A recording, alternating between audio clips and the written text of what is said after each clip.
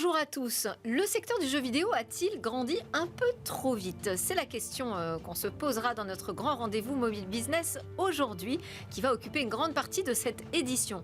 On va aussi prendre le pouls du côté du cercle de la donnée pour voir ce qu'ils entendent par une bonne gouvernance de la data. Vous savez que c'est le point central aujourd'hui pour les entreprises. Mais avant, je vous propose qu'on s'intéresse aux technologies immersives ou comment créer des champions européens. C'est tout de suite 3 questions à dans Smart Tech.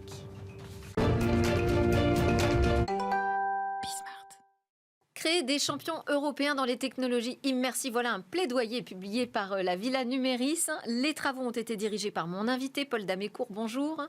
Bonjour Dave. Vous êtes le fondateur président de Lighthouse Europe, qui est un cabinet de conseil en affaires publiques européennes. Alors, le titre du rapport, créer des champions européens des technologies immersives. Mais est-ce que l'Europe a saisi l'importance de ces technologies immersives, les opportunités que ça représentait ? Alors, nous avons souhaité faire un plaidoyer après avoir échangé avec de nombreuses entreprises et des champions français et européens. Et nous nous sommes rendus compte qu'au-delà d'un white paper, enfin d'un livre blanc, il serait intéressant d'avoir un plaidoyer. Parce qu'il s'agit de nous convaincre déjà de l'importance de ces technologies.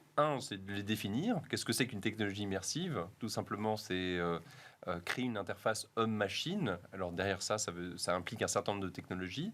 Elles ne sont pas toutes contrôlées par des acteurs européens. Certaines sont très connues, des grandes marques qu'on connaît, dont on entend parler dans l'actualité. Oui, c'est qui la sont réalité présentes. virtuelle, la réalité augmentée, la réalité mixte. Alors, on entend peu de boîtes européennes en vrai sur ces sujets. Il y en a quelques-unes qui sont très douées, mais elles sont surtout très douées d'un point de vue industriel. C'est-à-dire comment utiliser en back-office finalement. un peu. Alors, comment utiliser ces technologies et comment les utiliser dans leurs propres industries, sur des secteurs aussi divers que le rail, l'énergie, l'éducation, la transmission, le savoir, le militaire, un peu de spatial aussi. Donc il y a une très grande production Mais ma question c'était, est-ce que l'Europe déjà est convaincue que ces technologies immersives sont importantes, sont une opportunité de croissance économique par exemple ? Alors, les pays commencent à être convaincus. D'accord. L'Europe est la somme des pays, elle n'est pas tout à fait là. Ouais. Un certain nombre d'acteurs se sont impliqués sur le sujet assez récemment. Il y a eu des déclarations qui ont été faites très récemment au niveau du Parlement européen, mais aussi de la Commission sur ces sujets. Il y a un certain nombre de consultations qui ont eu lieu en ce moment même au niveau européen. Le plaidoyer tombe au bon moment, mais surtout c'est un moment assez positif sur cette réflexion. Et aussi, il y a une grande question qui est la question de la souveraineté européenne. Il y a un constat, c'est que beaucoup d'acteurs dans les technologies sont assez dominants au niveau international, plutôt aux États-Unis, enfin dans les Amériques et en Asie. Oui. L'Europe a énormément d'atouts, mais il y a besoin d'un certain nombre de conditions pour pouvoir avancer. Bon, alors vous avez identifié évidemment plusieurs freins et leviers, mais est-ce que le principal finalement, c'est pas le coût de ces technologies aujourd'hui pour l'Europe, le coût que ça représente ? C'est une vraie question. Alors, c'est un coût. Il y a plusieurs facteurs sur ce coût. Un, c'est la capacité à déjà développer ses propres technologies nous-mêmes à un coût.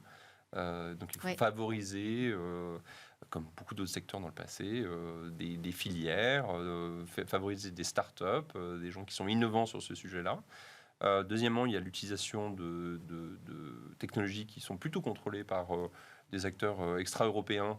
C'est un coût, mais c'est pas grave. Il faut savoir mettre en place les bonnes conditions pour avoir des accords en bonne et due forme, avec des bons cadres, pour avoir des transferts de technologies sur des années un peu longues, mais pour nous-mêmes pouvoir contrôler ces technologies et avoir...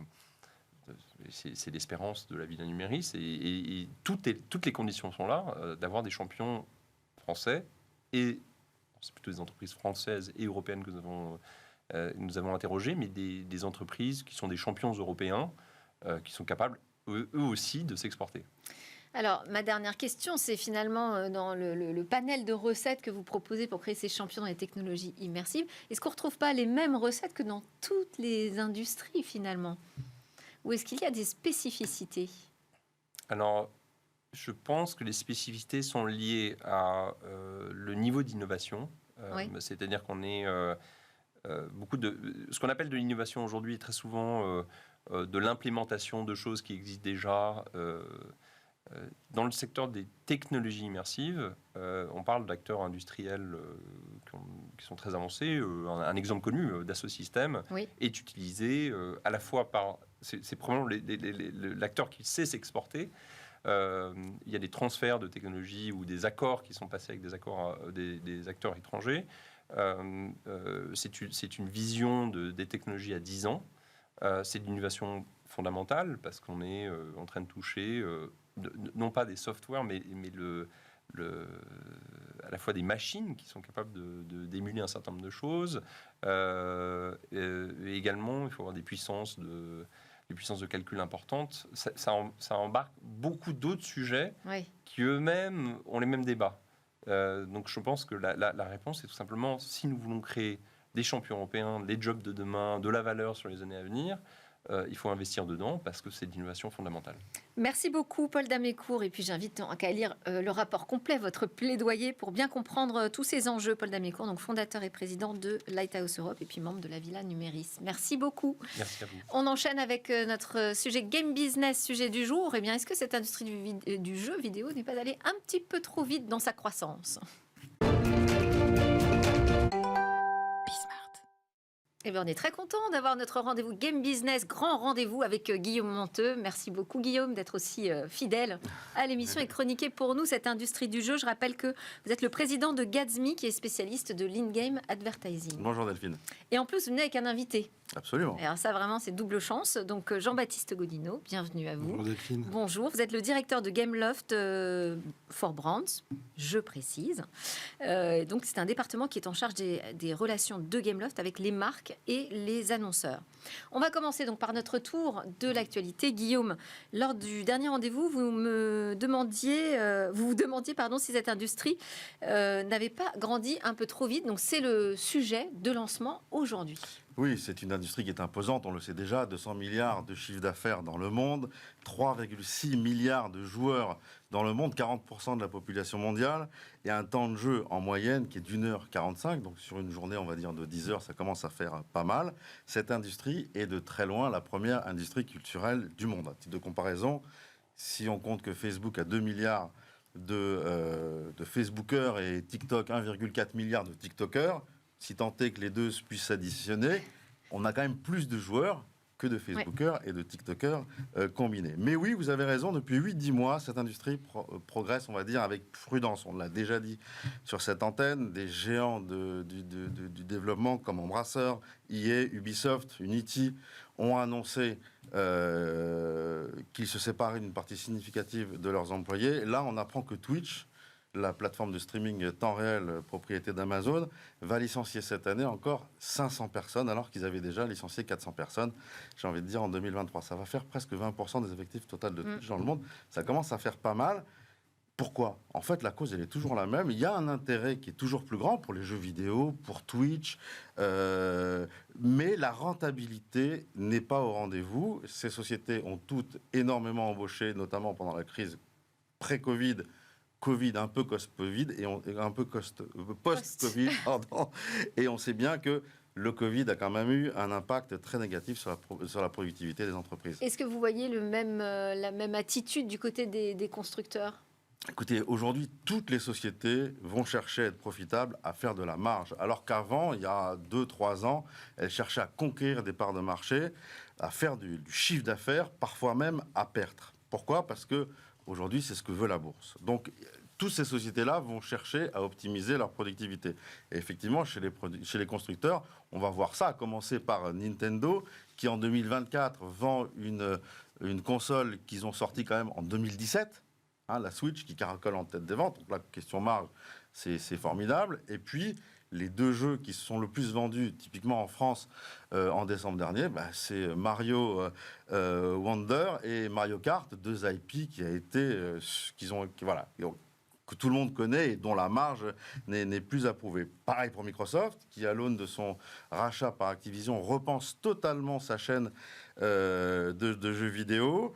dans un esprit de productivité et de rentabilité, et Sony, qui va chercher là aussi à rentabiliser sa console PlayStation, et est en train de le faire, puisque la console PS5 est la préférée des joueurs de salon, avec plus de 50 millions de PS5 vendus. Mais parmi les constructeurs traditionnels, on va dire, dans le monde du gaming, il y en a deux qui se font un peu discrets, qui sont Apple et Google. Ce sont deux géants dans le monde du jeu vidéo. Je vais vous donner deux chiffres. Le premier, c'est le nombre de downloads de jeux sur ces App Store. 120 milliards par an. Ça fait 200 000 jeux vidéo téléchargés toutes les secondes. Et le chiffre d'affaires des App Store concerne pour 60% les jeux vidéo. 60%. Ça fait combien ça en dollars ? Les App Store, c'est 135 millions de dollars. Donc 60% de ça fait à peu près 81 millions de dollars. Et en fait, là, ils sont dans un schéma où on n'entend pas trop parler, mais dans le monde du jeu vidéo, c'est des géants, en fait. Ils considèrent que pour vivre heureux, il faut vivre caché. À titre de comparaison, Sony, c'est 35 milliards de dollars de chiffre d'affaires dans le jeu vidéo. Donc c'est moins que Apple et que Google. Et il vous semble que ces positions d'Apple et Google sont solides dans le monde du jeu ? Alors elles sont solides, mais les autorités de régulation font attention. Oui, parce qu'ils sont un peu mis en difficulté. Absolument, et notamment... Pas en difficulté, en tout cas au défi. Elles sont leur modèle. Au défi, et notamment avec le DMA. L'Union européenne va chercher à lutter contre les pratiques anticoncurrentielles et va chercher une meilleure répartition de la valeur en imposant trois choses. D'une part, à ce que les plateformes, les géants, dont Google, dont Apple, ne puissent pas imposer un logiciel en particulier, donc ça on en a déjà parlé notamment avec les navigateurs, ne puissent pas favoriser leurs propres services, notamment leurs services de paiement, et aussi ne puissent pas, on va dire, exploiter les données des vendeurs pour les concurrencer. Je fais référence notamment à Spotify avec Apple Music. Bon, la sanction, elle est quand même sévère, puisque c'est 10% du chiffre d'affaires mondial pour tout contrevenant. Dans l'UE, ça ne concerne que l'UE, le DMA. Bon. La conséquence du DMA, en fait, elle ne s'est pas fait attendre pour Apple, puisque Apple a annoncé qu'ils autorisaient des boutiques alternatives à l'Apple Store. C'est un truc qu'on n'aurait jamais imaginé il y a ne serait-ce que 6 mois. Donc potentiellement, on va trouver des boutiques de jeux qui ne seraient pas des boutiques dans l'App Store. Alors, évidemment, Apple, qui a répondu, j'ai envie de dire, aux exigences du DMA, il a répondu par cet esprit d'un peu de liberté, parce que c'est une bonne chose, pour la concurrence, c'est toujours une bonne chose, mais ce n'est pas la seule réponse, puisqu'ils vont proposer aux développeurs de choisir, soit de rester dans un schéma actuel, l'App Store classique, les commissions classiques, soit aux développeurs d'aller dans des App Store, dans des boutiques alternatives à l'Apple Store, mais là, certes, avec des conditions qui sont un peu moins importantes, mais surtout avec un fee qui est de 50 centimes à partir de chaque app téléchargée au-delà du million. Quand on sait que les jeux, notamment free-to-play, représentent plus de 90% des jeux et sont gratuits, les jeux qui font plus d'1 million de téléchargements, il y en a, mais je ne sais pas. Et donc, cette taxe de 50 centimes par téléchargement au-delà du million est insupportable pour un éditeur de jeux. Donc, malheureusement, je ne pense pas qu'on soit prêt de voir des boutiques de jeux alternatives sur nos iPhones et sur nos iPads. On est dans un jeu de chat à la souris. Et entre le régulateur et les sociétés privées, dans un jeu de chat à la souris, c'est souvent Apple qui gagne. On va voir ce que répond Bruxelles. Vous vouliez aussi nous parler de l'investissement de Disney dans Epic. Ah oui, alors ça, c'est magnifique. Il est très important, puisque Disney vient d'investir 1,5 milliard de dollars dans la société Epic. Donc Epic, c'est Fortnite, c'est Rocket League, c'est des IP qui sont juste gigantesques. C'est un moteur de jeu, Unreal Engine, qui est le plus grand moteur de jeu pour les jeux AAA. Et c'est un magasin d'applications sur PC qui s'appelle l'Epic Store. Mais c'est aussi une société militante, parce que Epic aussi s'attaque au monopole et au caractère anticoncurrentiel de Google et d'Apple. On en a déjà parlé ici. Ils ont perdu contre Apple. Ils ont gagné contre Google. C'est un acteur militant. Donc Disney investit dans un énorme acteur technologique dans le jeu vidéo militant. Bon, un mot de plus sur ce que veut dire vraiment aujourd'hui cet investissement. Oui, alors on a beaucoup écrit sur le fait que cet investissement va faire naître des métaverses avec des IP Disney, etc., ou des skins sur Fortnite à l'effigie Star Wars et Disney. Peut-être, mais j'ai envie de dire, c'est pas ça pour moi qui est intéressant dans cette prise de participation. Pour moi, cette prise de participation, c'est une ode à l'audience. En fait, Disney, ils ont énormément de choses à vendre. Des hôtels, des films, des parcs, des dessins animés, des jeux, des services comme Disney+.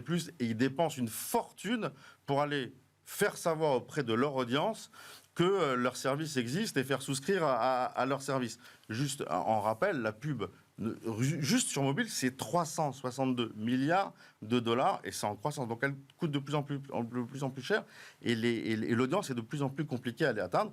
70 millions de joueurs sur Fortnite par mois, typiquement dans la cible Disney.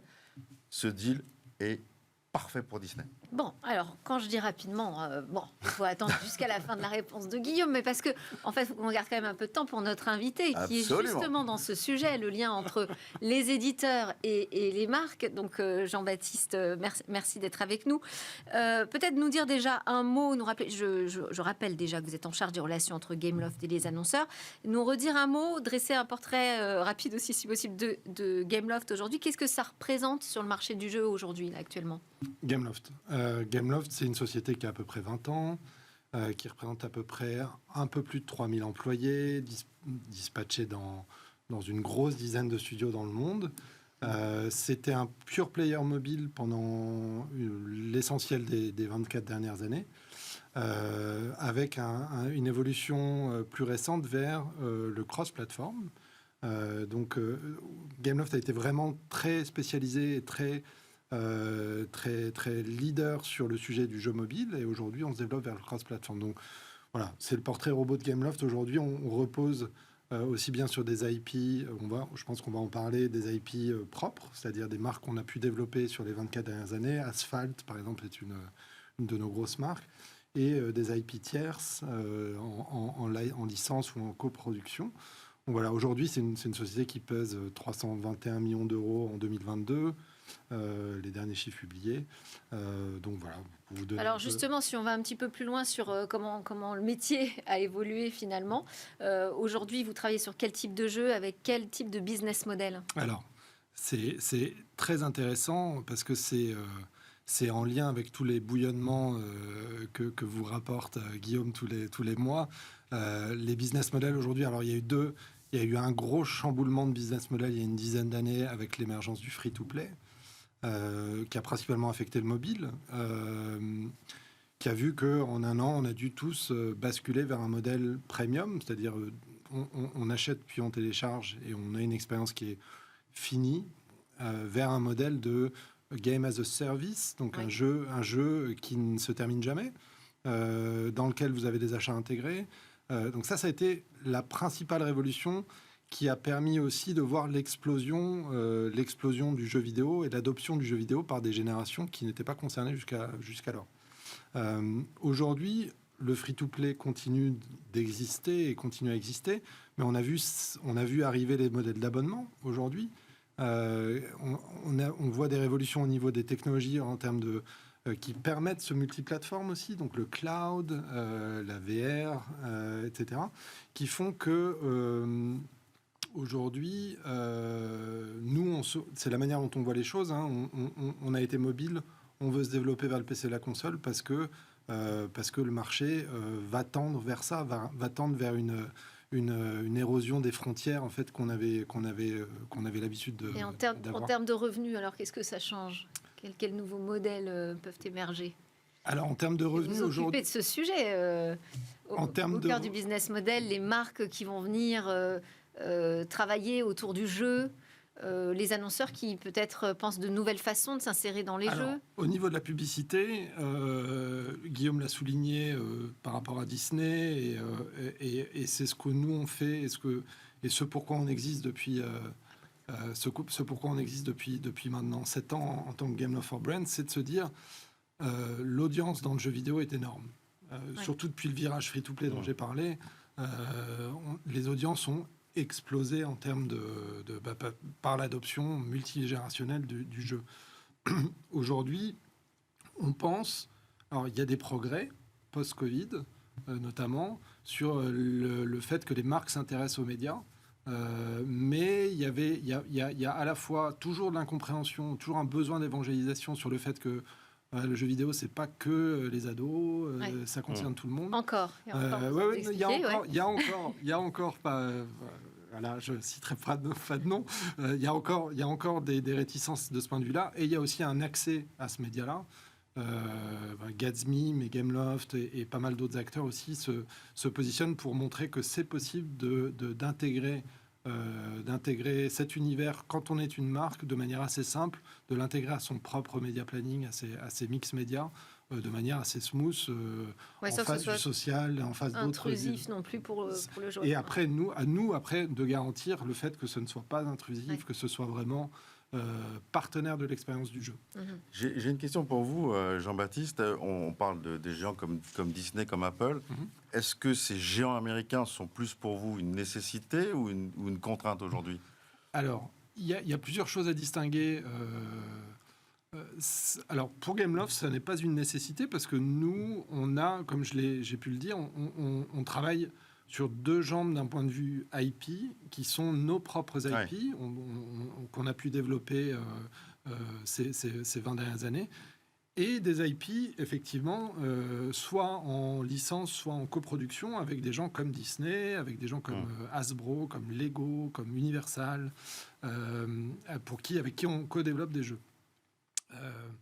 Ça, c'est à la fois. Donc, ça n'est pas une nécessité. Donc, on est toujours content, et c'est une aubaine dans un certain sens de pouvoir de travailler avec ces gens-là. C'est aussi parce qu'on fait ça depuis très longtemps. C'est-à-dire que quand on faisait des jeux Java à l'époque, il y a 20 ans, on faisait déjà des jeux sous licence. On avait déjà des relations avec des acteurs comme ça. Donc, ça, c'est sur la partie IP. Après, ce qui est intéressant aujourd'hui, c'est les relations qu'on a pu développer et nouer avec les plateformes, avec les écosystèmes. Alors, c'est Apple, avec qui on est partenaire depuis le lancement, en juillet 2008. On avait 6 jeux. On avait 6 jeux au lancement. À l'honneur d'une keynote d'Apple. On a été featuré. Alors, il y a un intérêt. Ce qui est intéressant, c'est de voir que ces partenariats, c'est pas seulement nous, c'est d'autres. Il y a d'autres éditeurs aussi qui sont concernés. Ont beaucoup servi aux constructeurs comme faire valoir de leur technologie. C'est-à-dire que ça a été souvent le moteur. Juste un mot de conclusion, parce qu'on arrive à la fin. Oui, vous vouliez terminer là-dessus? Non. Je voulais dire, il y a d'autres acteurs aujourd'hui dans le gaming qui s'installent. Je pense à Netflix, par exemple, qui a beaucoup accéléré sur le sujet gaming ces quelques dernières années. Merci beaucoup, Jean-Baptiste Gaudinot, d'avoir été avec nous, directeur de Gameloft for Brand. Et merci à Guillaume Monteux de Gatsby. Allez, on termine cette édition avec un regard sur la gouvernance de la data.